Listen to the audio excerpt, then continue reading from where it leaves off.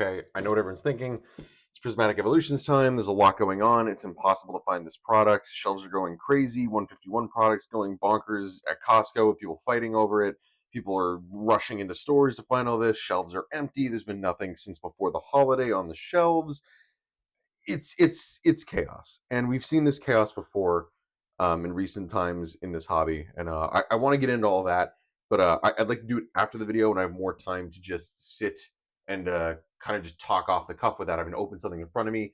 Especially since with this set, there's so many weird chases that I don't want to like. If it does happen by some miracle, I don't want to interrupt that with talking about the card. So let's just do normal opening first. We'll just go through the Elite Trainer box, and then after the fact, we could sit down. I'm just going to kind of have an off the cuff opinions, just thoughts I've been having over the last, I guess, week of trying to find it. This is the only thing I've gotten, and it's because it was a pre-order. It's the Pokemon Center Elite Trainer box version, but I got my one. That's all I've been looking for. I really just want the stamp promo out of it because at one point I want to send in all of the promos for grading. It's probably the only one of these I will get, and that's okay. I'm just excited that I get to actually open it and have it archived here. Like all the other ones, pre-order with this is fairly simple. I remember just going into the queue one morning when they said, on Twitter or somewhere, oh, hey, the pre-orders are up. So I was like, okay, did my one, got my one, came here, just stoked to see if we can get anything.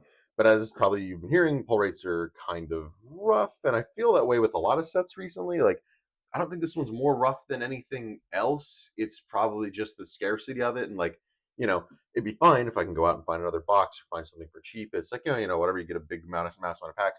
You can't do that because the booster pack of this is already going for like, what, $15, 10, $15? Absolutely insane. In this box, specifically, I think, what, 250 when I got this for like $60 just because of the exclusivity of it to the Pokemon Center website and, the stamp promo and everything. I think the Eevee's 90 by itself, like just the stamp promo, which is kind of cool. But I really want to open the set. I really haven't even watched too many people open it. I'm kind of getting the gist now of what's in the set. It's incorporating some stuff from Japanese and whatnot, like the Master Balls and the Pokeball promos, which they should have had in 151, but they didn't for some reason. I'm glad they're doing it now. Thank you for correcting your mistake. Let's move on with it. Screw it. Let's just do it. Let's break the seal. Okay, all right. Now there's no turning back. Okay, all right, I can do this. I've been so on the fence about it, but at the same time, I'm like, you know what? I'm like, I got it for my MSRP that I wanted. That's okay.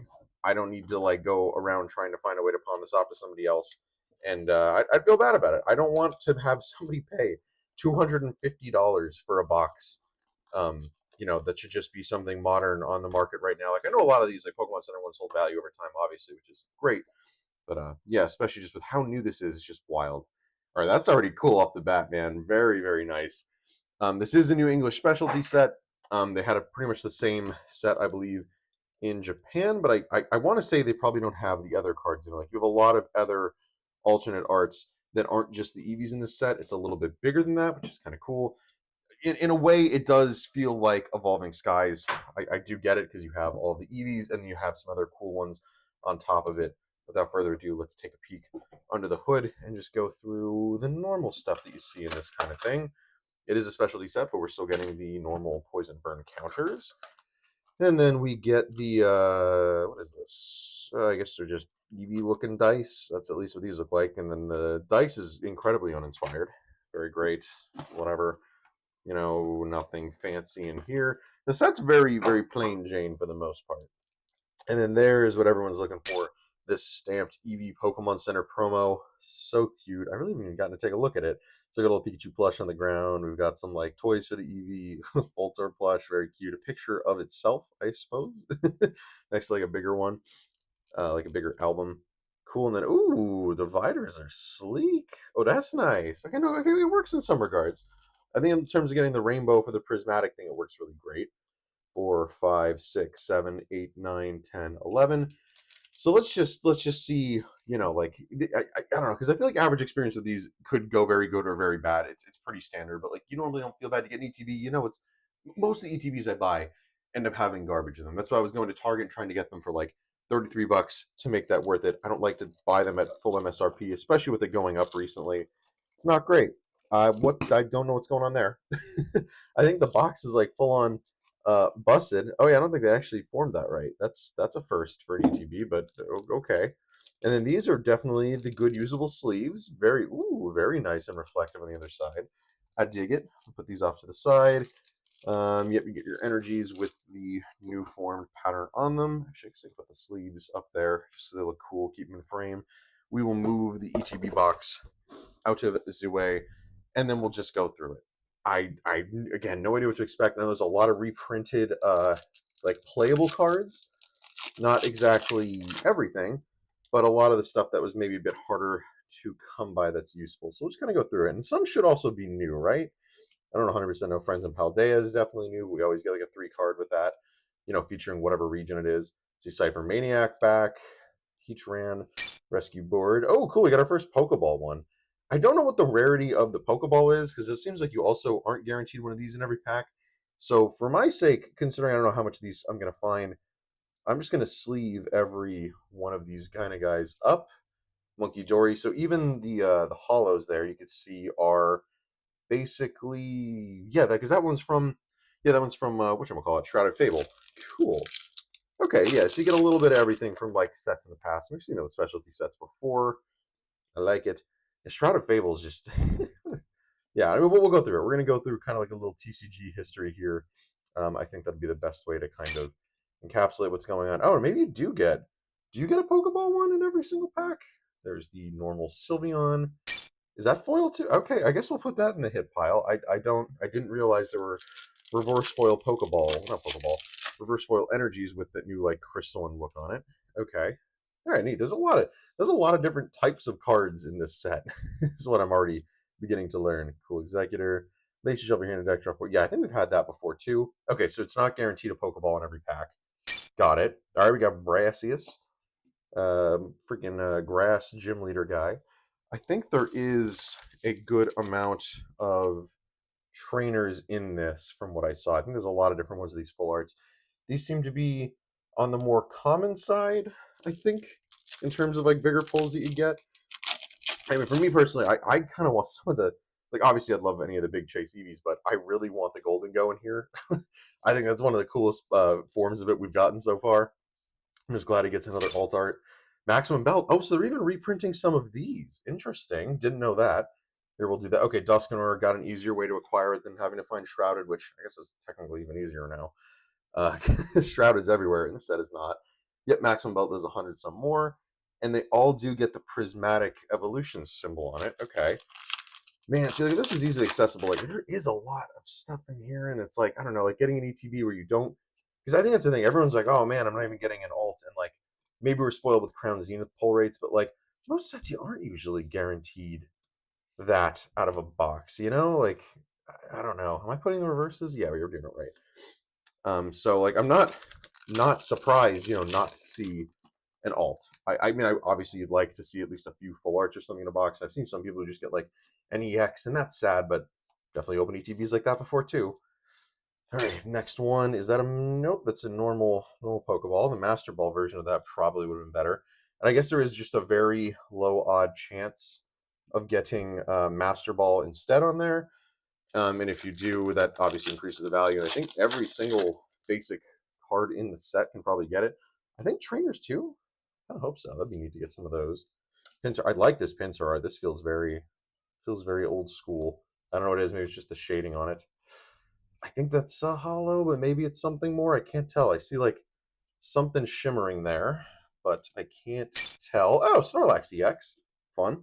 Grab there's a few of these guys. I'm assuming he's garbage. Yep, 3 coins for, yeah, the big 360 if you hit them all. Okay, this is actually a very good one to feature the rest of the Pokemon through the art. You can really see a lot of him.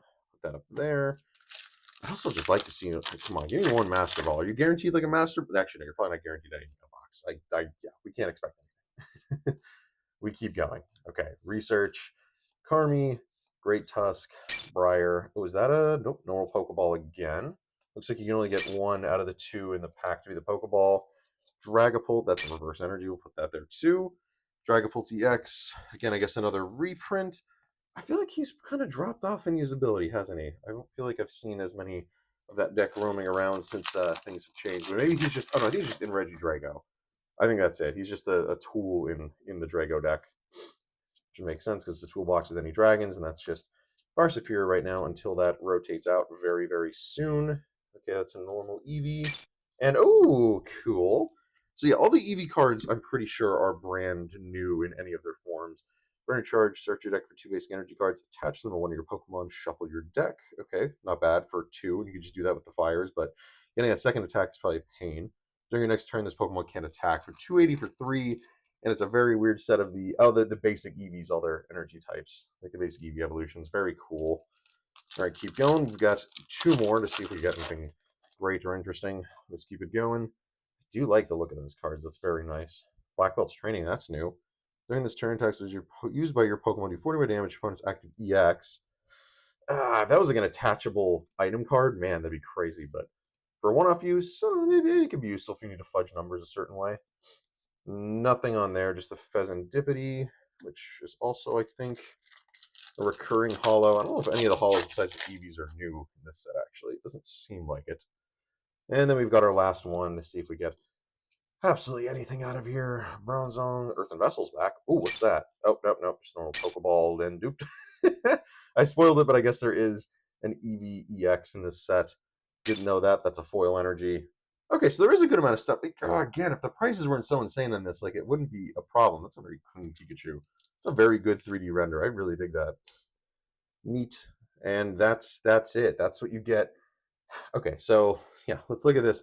If you were to go online and spend $250 to buy this and open it, this is what you're getting, except $90 for the promo. It's not even close to worth it. I don't even need to do the breakdown.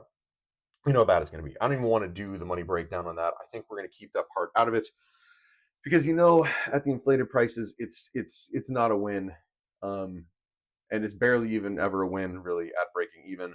So I don't even want to try to do that. I don't even think it'd be fun for this. Just assume it's a very piss poor number.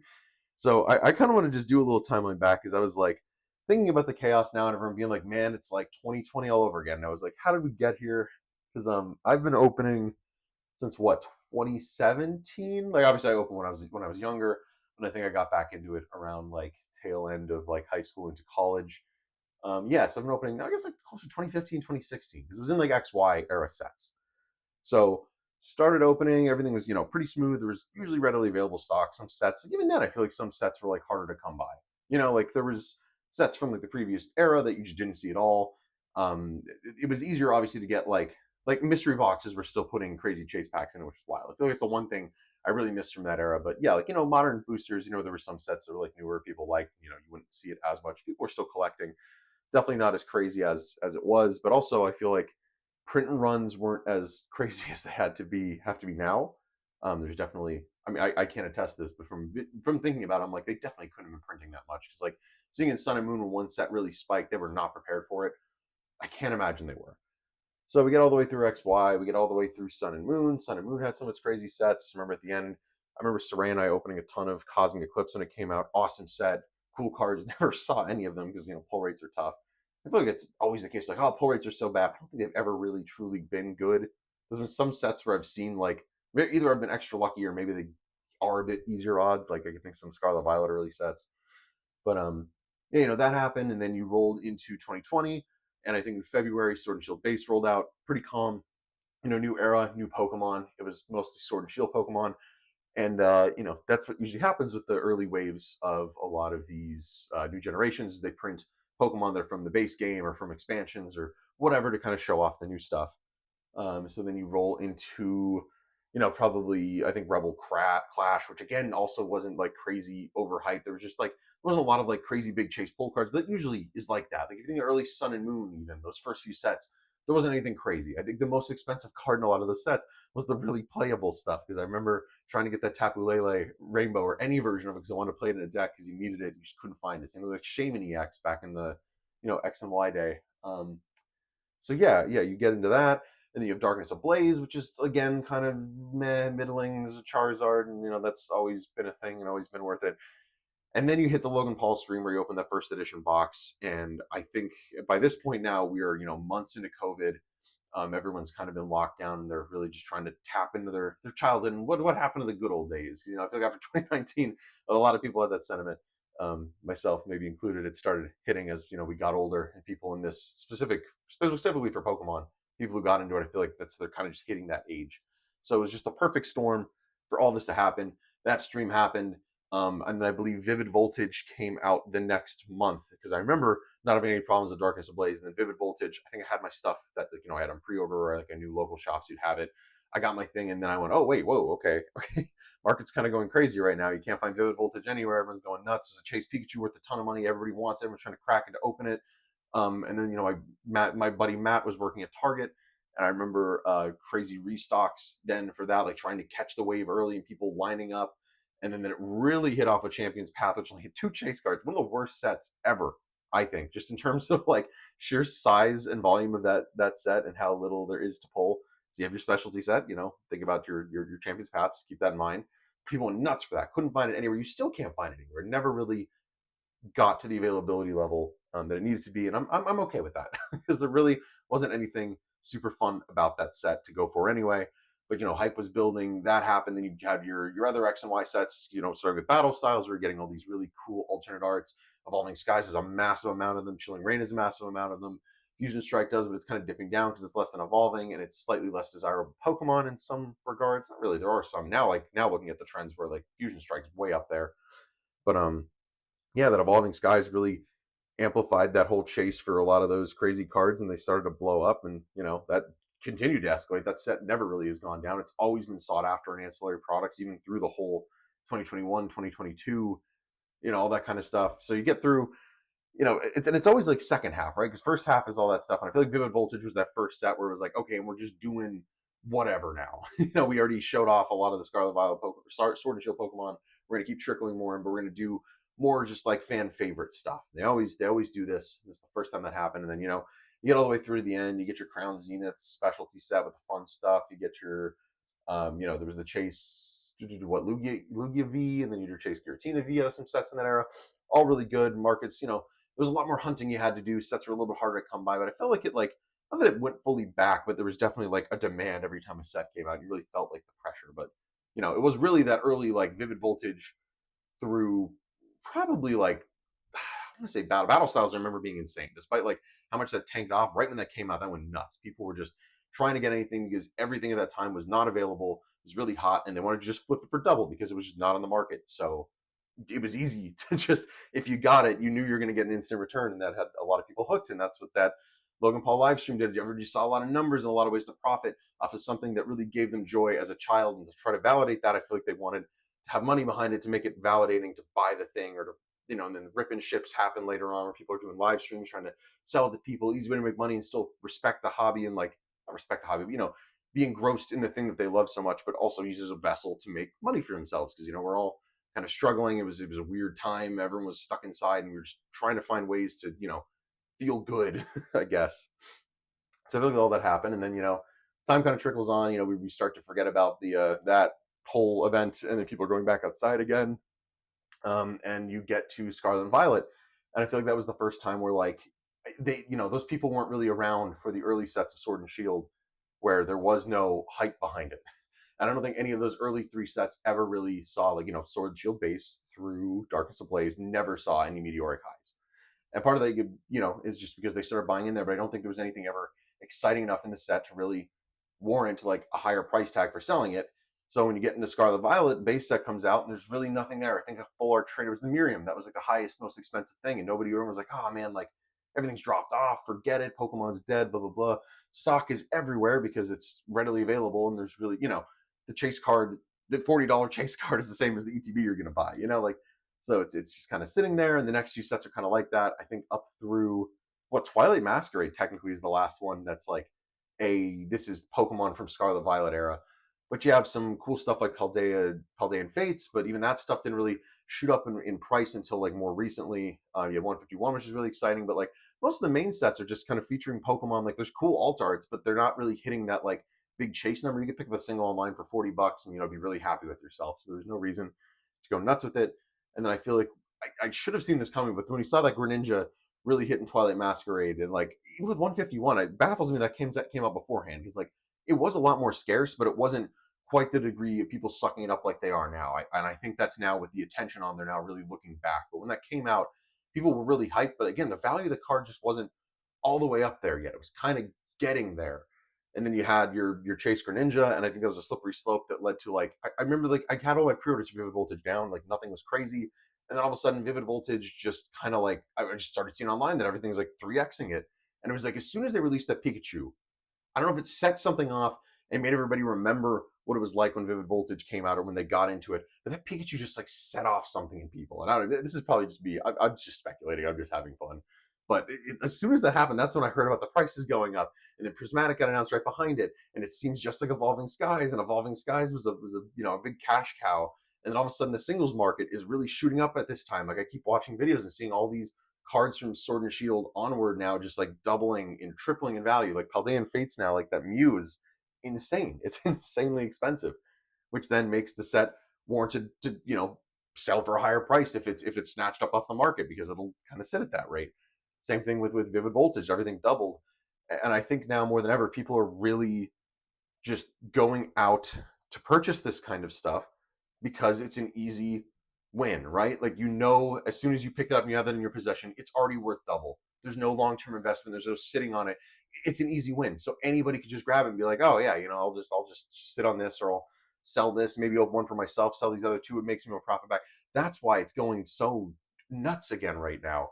It's the sheer price of the cards, the amount of people who are buying it. And I think a lot of people are like, oh, like how did we get here? And I'm like, I think for a while, like I don't know, like it's like, oh, the Logan Paul effect will never happen again. But it brought those people into the hobby, and they never really left. They just kind of sat dormant because there was no real investing win. Like for a while, again, it's just been collectors or maybe some people are flipping and doing rip and ships. That's fine. That's all fine and dandy. But it's really people who are just going on and reselling it on TCG Player. They've kind of been sitting dormant because if you want to buy Temporal Forces ETB for 40-50 bucks from Target, you're not going to get your money back to sell that right now. But if you picked up one Prismatic ETB, you could sell it on TCG Player, and somebody who really wants this will be desperate enough to buy for 100, or someone needs it for content, like for video or whatever. Someone will be willing to do it who's got a heavy enough wallet that they'll just say screw it. And by doing that, it validates it. More people buy it. And again, I think right now it's just in the forefront. It's just going to be impossible. There's no way to stop this from happening.